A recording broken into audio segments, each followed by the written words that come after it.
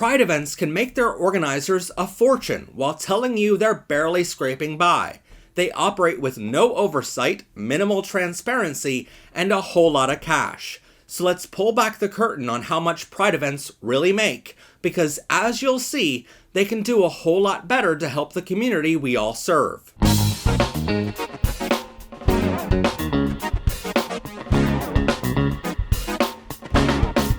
It's 6 a.m. here at the town park in Bloomsburg, PA. It's pouring rain, but in a few short hours, this field will be filled with 100 vendors and food trucks who signed up 6 months ago to be here. The bandshell in the corner will have a DJ setting up his gear, and drag performers will be getting on their costumes backstage. A rain or shine policy means some vendors are driving their cars in the mud and start setting up hours before showtime. Other vendors choose to forfeit their vendor fee and stay home. Food trucks start to prep their stations with a literal ton of food. But thanks to Mother Nature, only a few dozen people will come out to an event everyone expected to have over 1,000 people. If it's your first time at a Pride event, or if it's an annual destination, you likely realize that putting on an event this large is a monumental task, which takes a team of people months to put together. Or in the case of one of my good friends who runs a true nonprofit, she can put together a Pride event 10 times this size in just 2 weeks. You might have heard that events collect money from a wide range of sources and spend most, if not all of that money, on the expenses it takes to run an event this large. Other community and corporate events of this size cost thousands of dollars for lighting and sound, permits, rentals, security, and more. But Pride events are unique. See, about a year ago, we set out to make an episode to show you how to start a Pride event. Our goal was to collect financial data from every Pride event across Pennsylvania so we can accurately provide you with average cost. But that's easier said than done. Out of 50 real Pride events, large and small, we can only find 2 that publish any transparency info. In a minute, we'll show you how even those 2 publications are, in our opinions, questionable at best. But the rest of these events never seem to publish any financials. They collect thousands of dollars, but they only file this tax form, a 990N, nicknamed the postcard for how easy it is to file. There's no oversight or reporting to the IRS of where your money comes from or where it goes. If your nonprofit makes less than $50,000 per year normally, you simply checkmark this one box on this one question form and you're done. So instead, we had to send right-to-know request and backtrace financial data of 50 real events. For the record, all of the data we collected is linked in the description of this episode. After a year of hard work, we stumbled into a hornet's nest with a lot of red tape protecting a rainbow with a literal pot of gold at the end of it. So let's get back to our example. The first thing you'll need is a place to hold your event. If you were to rent this beautiful park for the entire weekend, it would be a staggering $0. Yep, you heard that right. It would be absolutely free to rent the park for the entire weekend. That free price tag includes the use of the bandshell where the drag performers and musicians will play. It includes the public restrooms, parking, the grass field for vendors, and electricity. In fact, 39% of events we've researched took place in a town park, but more than a third of those venues charge less than $100, with most of the other parks charging reasonable rates under $500. If you're hosting your event somewhere else, the rental fees might increase a little, but not by much. Another 39% of events we've researched required police to block off entire city blocks for their events, but 61% of towns charged less than $100 for the street closure. Only a few towns charge more than $200, and one small town is our outlier, charging $3,100. If you plan to rent out a fairgrounds for your event, there were 2 events we could not collect data on in this category.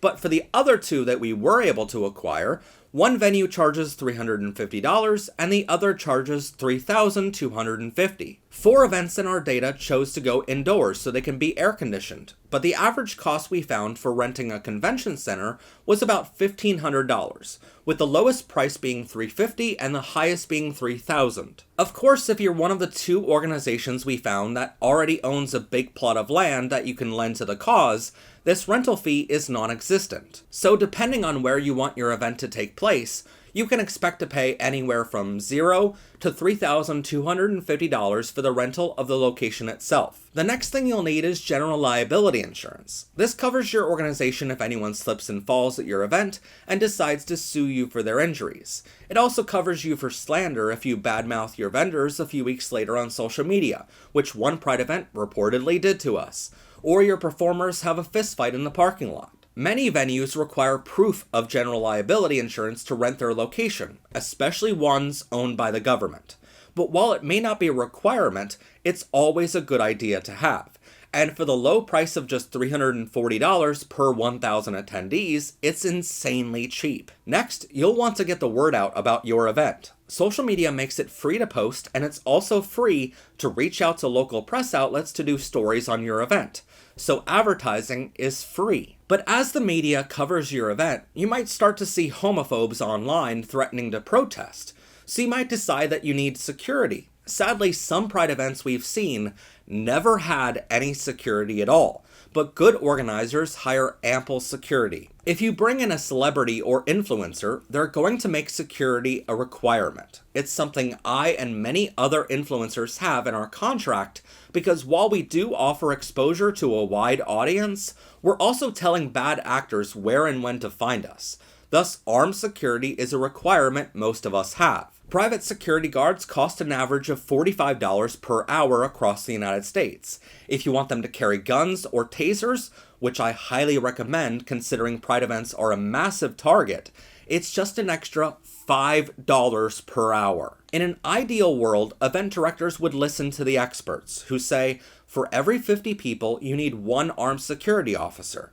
But many events don't follow this industry rule and just hire 2 or 3 officers for 1,000 people.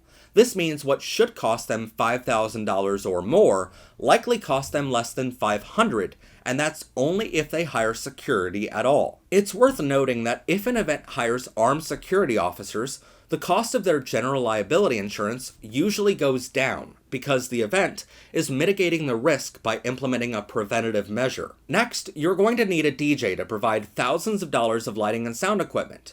But after doing over 4,000 live events in my career and hearing from industry leaders across the country, I can almost guarantee the DJ working at your local Pride event is donating all of their time and equipment. Along those same lines, you might see a dozen or so drag performers on stage throughout the day. They all spent dozens of hours designing their outfits, they put together their own mix of music, and rehearse for hours to make sure they give a great performance. But one of the worst kept secrets is that none of the drag performers get paid to be there. You might notice drag queens and kings going around the audience towards the end of their routine to collect tips. The sad truth is, that's the only money they get for their talents. And to their credit, many times drag performers even share a percentage of their tips with the DJ. Most events also have a small live band performing between drag shows, but most of these bands donate all of their time too. A few events we've researched do pay musicians a small fee, but most times this doesn't equal their normal event rate. As for large Pride events like Washington, New York, or San Francisco, they are likely to have A-list celebrities come in as a featured performance. But here is where we would like to note 2 things. First, these large city events have massive corporations donating thousands of dollars each. Second, there is no way to know for sure what these celebrities are paid without actually seeing their private contracts. It's sort of a toss-up. A record label might want their artist to perform at a large event like this to gain new fans, so the record label might front the bill for the whole show for this exposure. But the event is benefiting massively from the name recognition, so they might need to pay for that privilege. What we know for certain is that if these celebrities are paid to perform, there is plenty of corporate sponsor money to counter that expense. One Pride event we found claims they spend 25% of their event expenses on entertainment and performers. But fun story, we know many of their performers and their DJ, so we asked around. In fact, their DJ spoke up publicly about this. None of them claim they were paid a penny, but maybe they have a different definition of entertainment expenses than we do, so we'll leave that up to you to decide for yourself. There are some other expenses you might not think about at first, like restrooms. Some events luck out with their location having public restrooms like convention centers, parks, or fairgrounds. but with street events, you're going to need portable restrooms. Experts recommend 1 unit per 50 people, which would mean events with 1,000 attendees would require 20 units. But most events we've researched with 1,000 people or more will only get 2 units. Across the US, portable restrooms average about $100 per unit per day. It's worth noting that extras like hand washing stations might add to this cost, and if your event is in a remote area, that will increase the delivery fee. But usually Pride events are held in more public areas anyway. Venues might charge a minimal fee for trash removal or repairs if you break something. Other event organizers spend $100 on a banner and some decorations, but overall, these minor fees never add up to anything substantial worth noting here. And that's it. Those are all of the expenses that Pride events usually have. So how are we going to pay for it all? In a perfect world, you would take your cost and divide it evenly between everyone who wants to have a vendor space and everyone who wants to sponsor you. But not everyone wants the same thing or approaches you at the same time. So you need a price list. From the 50 real events we've researched, for a 10 by 10 foot vendor space, most small town events charge $50 for businesses, $25 for nonprofits, and $150 for food trucks. But if you include medium events, we found businesses paid an average of $129, nonprofits paid $77, and food trucks paid $341 for the same amount of space. Keep in mind, in most small towns, food trucks are also required by the city to get a temporary license before selling food, which most times can cost these trucks an extra $50 to $500 per day.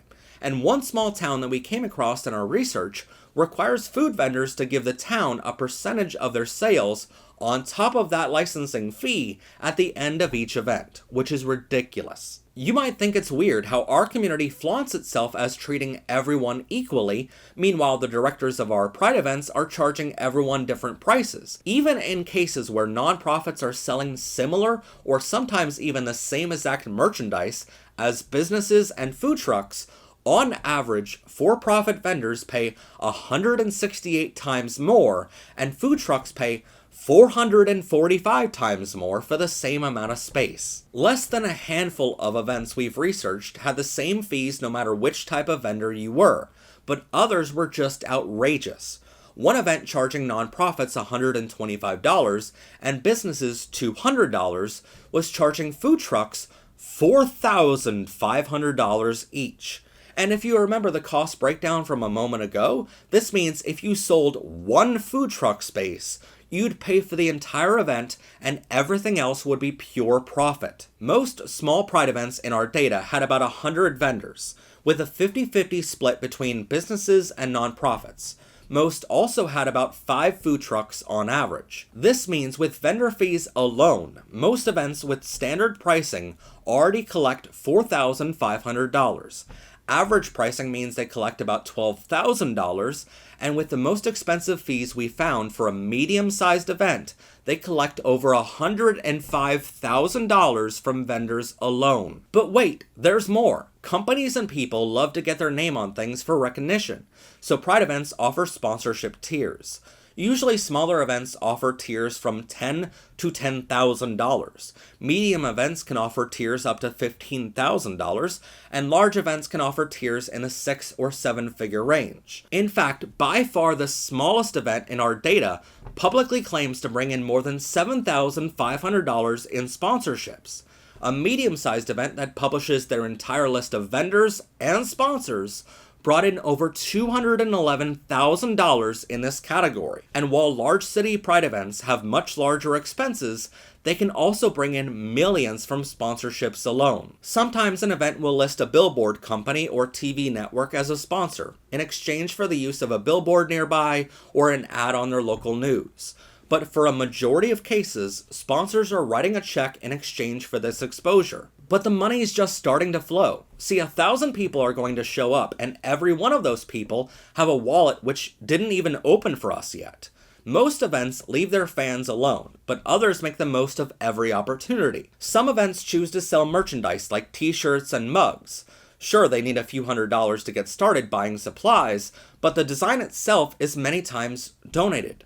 Pride events will run a contest for a design where the winner gets to see their design on all of their merchandise. So the only cost to the event organizer is buying supplies. One Pride event we found publishes their estimated yearly budget, which claims they'll spend $1,000 on merchandise and only bring in $1,000 selling it. But as anyone selling anything knows, that's not how merchandise works. You don't sell merchandise at cost. And considering their food trucks pay $450 each, but in that same budget they only claim to collect $250 total in vendor fees, it makes us question the credibility of this estimated budget, which they publish as a financial transparency report. 4 events we found require attendees to pay a ticket price to get in.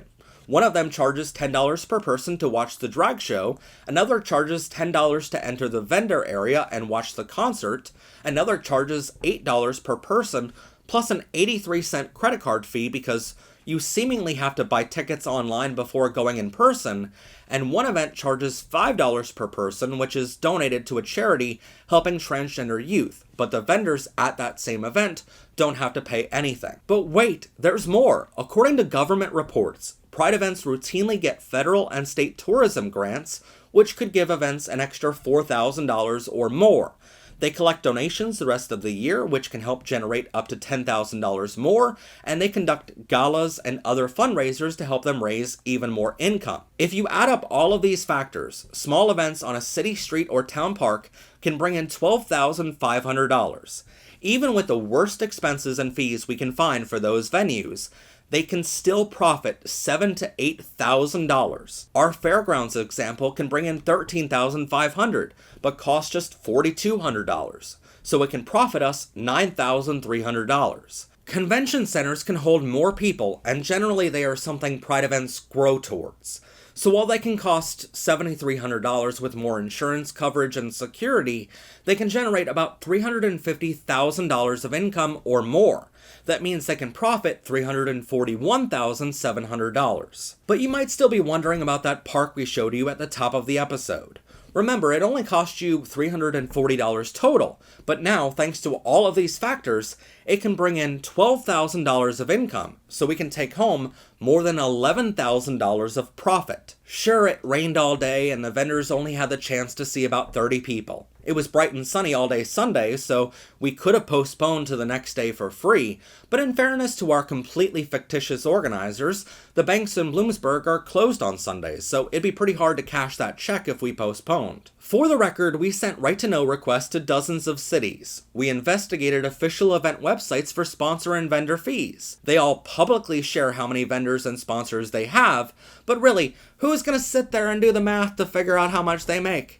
Vendors, contractors, and more helped us with this episode by sharing their professional opinions for what these items would cost in those regions. But aside from all the evidence we collected, perhaps the most damning piece of the puzzle comes from Scottsdale. The venue they rented for their Pride event is reportedly one of the most expensive venues to rent from all of our data.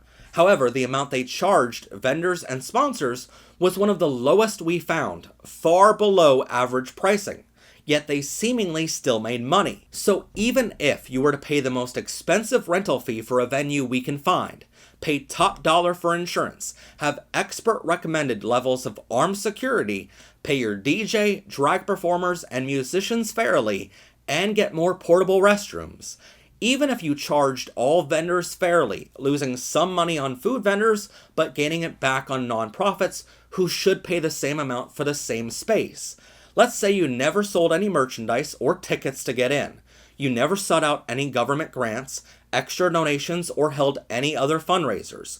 You would still make a profit from doing a Pride event. At this point, it's not really a question of, do Pride events make a profit? And more a question of, what do they do with it all? So I want to answer that too.